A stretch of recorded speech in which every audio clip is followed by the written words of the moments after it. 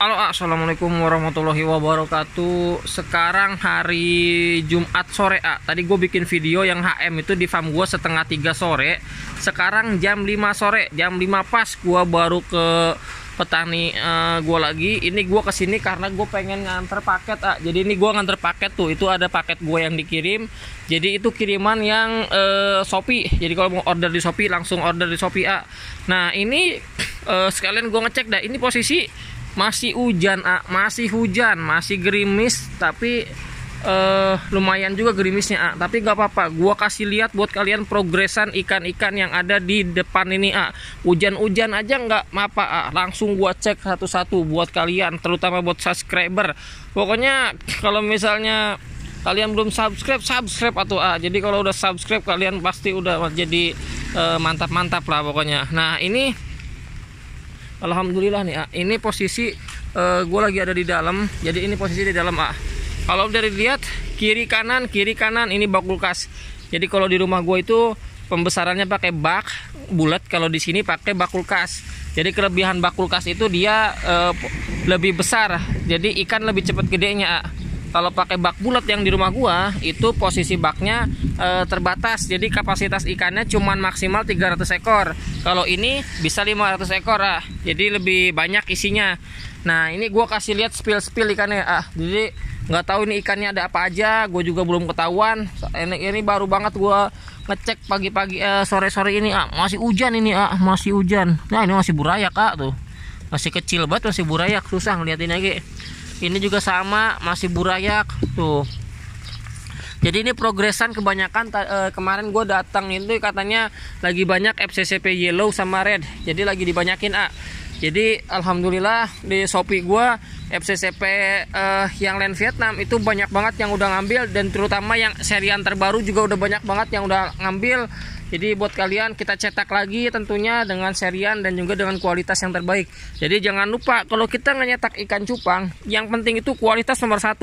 Nggak bisa diganggu gugat, karena dari kualitas itu dia akan menghasilkan anakan yang berkualitas dan juga tentunya bisa menghasilkan cuan. Jadi nggak cuma asal ngebreed milih indukan, nggak, tapi kita harus bisa mengambil nilai kualitasnya itu. Jadi kalau pengen dapat yang mantap kualitas ya berarti indukannya juga harus yang terbaik seperti itu. Nah ini ada berapa bak kulkas? Ini banyak. Ini ada 100 bak kulkas lebih malahan. Tapi kemungkinan ini masih burayak semua karena kemarin udah disortir. Jadi ini kosong tuh. Ini udah disortir yang di depan, yang di dalam. Nanti kita cek juga di dalam ada apa aja ikannya yang udah disortir kemarin. Jadi yang kemarin udah gua kasih lihat videonya, di dalam itu lagi nyortir plakat koi. Jadi plakat koi yang notol-notol udah dipisahin. Jadi buat naik ke ren, naik ke botol biar cepat gedenya. Nah, di sini ikan yang dicetak di sini sebulan itu 200 pasang. Jadi sebulan 200 pasang minimal. Jadi nggak ada istilah kata berhenti ngebreed ya. Mau kondisi apapun, mau naik mau turun tetap ngebreed. Dan ini pun alhamdulillah ikan sebanyak apapun habis. Jadi nggak ada kata ikan nggak laku. Karena kenapa? Karena di sini tuh petani gue yang dicetak di sini itu ikan yang bener-bener gue suruh ngebreed. Jadi dia nggak nyetak ikan yang semau dia, enggak. Tapi ikan yang dicetak di sini ikan yang bener-bener sesuai permintaan gue. Nah kalau misalnya gue bisa dibilang gue rekanan sama petani, jadi ikan yang dicetak di petani itu ikan yang bener-bener yang gue butuhin. Jadi bukan ikan yang nggak gue butuhin terus dicetak. Nanti pusing kalau misalnya panen. Jadi nggak asal-asal yang dicetak. Dengan catatan kualitas juga harus diperhatikan. Jadi gua nggak asal ngebreed juga, walaupun sama petani juga nggak masalah. Nah ini alhamdulillah gue baru berjalan sama petani gue ini cuman 1 tahunan, tapi alhamdulillah progresnya benar-benar alhamdulillah banget. Kita udah bisa berjalan dengan baik dan juga bisa menghasilkan cuan puluhan juta lah istilah katanya seperti itu. Dan ini progresan petani gue bener-bener berjalan, masih muda, semangatnya gokil emang. Dan ini tentunya bisa kalian tiru. Kalau misalnya kalian usaha apapun itu bisa menghasilkan cuan. Yang penting kalian tahu peluang usahanya di mana, terus marketnya, pasarnya juga. Jadi ketika usahanya berjalan, kalian bisa panen. Nah itu kalian bisa menghasilkan cuan dari hasil usaha kalian. Nah ini masih burayak kemungkinan ini FCCP yellow, ini juga FCCP yellow, yang di sana juga sama. Nah di sini sebelum gue gabung sama Hari, gue juga punya petani ya. Jadi Hari ini bisa dibilang sebelum gabung sama gue ini berantakan. Jadi ini berantakan parah, yang di dalam lebih parah lagi. Tapi ngebreednya belum ada FCCP. Jadi sebelum gabung sama gua belum ada FCCP yellow, belum ada FCCP merah, terus belum ada juga jenis HM. Jadi setelah gabung sama gua suruh ngebreed ini, ngebreed A, ngebreed B, ngebreed C. Jadi kalau misalnya kalian pengen gabung rekanan, istilah kata rekanan seller dan breeder, kalian harus bisa mengkondisikan antara permintaan dan juga kondisi panen ketika panen. Jadi jangan sampai ketika panen besar kalian nggak terutama seller nggak ngambil ikan dibayar, nggak ngambil ikan di breedernya, tapi malah ngebiarin di breedernya ikan panen besar, dan juga breeder nanti bakalan pusing ngelemparnya kemana. Kalau misalnya kalian seperti itu, artinya kalian nggak komit. Jadi ketika kalian pengen rekanan, kalian harus bisa memulai di awal itu perjanjian atau komitmen. Jadi jangan cuman asal saling komit di awal tapi di akhir enggak, ketika panen nanti pusing sendiri. Kalau gue sendiri alhamdulillah ini udah panen yang keberapa kali gue lupa ikan udah panen sama gue lebih dari 2000 lebih dah pokoknya dari pertama rekanan sampai sekarang, karena bulan Desember aja kemarin 1000 ekor lebih yang ke panen sama kita yang gue bawa, terus sebelumnya berapa ribu ekor lagi, dan alhamdulillah berjalan terus. Jadi ya bisa dibilang kita udah ketemu jalur marketnya, kita udah ketemu pasarnya, jadi tinggal kita jalanin aja prosesnya. Terus kalau misalnya ada kerikil-kerikil ya itu namanya bagian dari usaha lah. Yang penting kita tetap jalan terus dengan catatan jujur, tanggung jawab, amanah, karena 3 ini sangat penting. Nah, gue bagi tips buat kalian ya.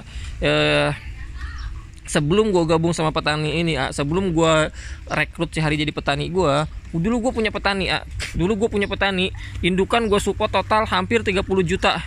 Tapi ketika panen besar dia pengen ngejual ikannya sendiri. Jadi pengen ngejual sendirilah. Jadi istilah kata pengen misah sepihak. Karena kenapa? Karena tergiur, karena pikirannya mungkin bisa ngejual sendiri dengan harga yang lebih tinggi lagi. Nah, ketika seperti itu, otomatis ya gue sebagai manusia mungkin gue juga ada perasaan sakit hati, tapi ya wajar manusia sakit hati. Tapi ketika itu gue coba untuk ikhlas walaupun berat. Tapi ketika itu gue berucap kalau misalnya ada ikan yang hasil indukan dari hasil indukan dari duit gue minta matiin semua ikannya. Dan alhamdulillah gue nggak tahu kenapa ini benar atau enggak, ucapan itu doa. Dan memang ketika gue ambil indukan terakhir itu lubukan pada mati dulu. Jadi lubukan itu pada mati di petani, karena sebelum misah sama gue lubukan sehat. Tapi ketika gue berucap kayak gitu mungkin gue sakit hati karena pengen misah sepihak ketika ikan panen besar, pengen dijual sendiri, akhirnya terucaplah kata-kata yang nggak baik dari mulut gue ketika gue sakit hati. Dan ikan pada saat terakhir gue datang untuk ambil indukan, posisi lubukan pada mati banyak banget. Nah, ketika itu nggak lama kemudian buka galeri, nggak lama kemudian pensiun. Jadi ketika kalian punya sifat iri terutama dalam hal rezeki, itu bisa menghancurkan sebuah usaha. Jangan sampai kalian punya sifat iri terhadap rezeki orang. Karena kenapa? Karena usaha itu bisa ditiru, tapi rezeki itu nggak bisa ditiru. Usaha itu bisa dikopi, rezeki itu nggak bisa dipaste. Jadi jangan sampai kalian punya sifat iri. Jadi udah banyak banget pengalaman gue yang mengajarkan untuk kita itu bisa ambil hikmahnya dari petani gue sebelumnya, yang terakhir itu yang nggak benar sampai dia bangkrut sendiri gara-gara iri terhadap rezeki. Jadi buat kalian ambillah sisi positifnya. Kalau misalnya kita usaha apapun, jangan sampai punya sifat iri. Terus harus bisa menjaga amanah, harus bisa berkomitmen dengan baik, karena rezeki di dunia itu cuman sementara. Kalau misalnya kita banyak-banyakan duit tapi rezekinya nggak berkah, nggak halal, buat apa? Itu sama aja kayak kita korupsi, maling, segala macam. Jadi banyak-banyakin duit tapi nggak berkah, buat apa? Habisnya nggak ketahuan, terus hasilnya juga nggak ketahuan. Jadi cukupnya enggak, yang ada malah merasa kurang karena nggak berkah. Jadi buat kalian ambil sisi positif dari video ini. Dan alhamdulillah gue sama Hari udah berjalan 1 tahunan, dan kita terus berusaha untuk bisa berkembang dalam usaha budidaya ikan cupang untuk bisa lebih baik lagi ke depannya. Dan juga buat kalian tetap semangat, maju terus cupang Indonesia. kalau misalnya kalian seller butuh breeder rekanan, gue punya satu breeder rekanan yang insya Allah amanah, yaitu Obi yang dulu rekanan gue yang di depan rumah yang pakai plastik gantung. Karena sekarang gue udah nggak sama Obi karena memang kondisi tempat nggak memungkinkan untuk ngebit banyak, karena gue butuh ikan minimal 1000 ekor setiap bulan dan Obi nggak mencukupi. Jadi buat kalian yang pengen punya breeder rekanan, kalian bisa gabung sama Obi yang dulu petani rekanan gue sendiri. Jadi kalau misalnya kalian butuh breeder rekanan yang amanah tanggung jawab, insya Allah amanah tanggung jawab lah pokoknya, karena gue udah rekanan sama Obi. Jadi buat kalian bisa kontak gue, nanti gue kasih kontaknya ke Obi. Jadi sekian dulu video kali ini, buat kalian tetap semangat, maju terus di Bank Indonesia. Wassalamualaikum warahmatullahi wabarakatuh.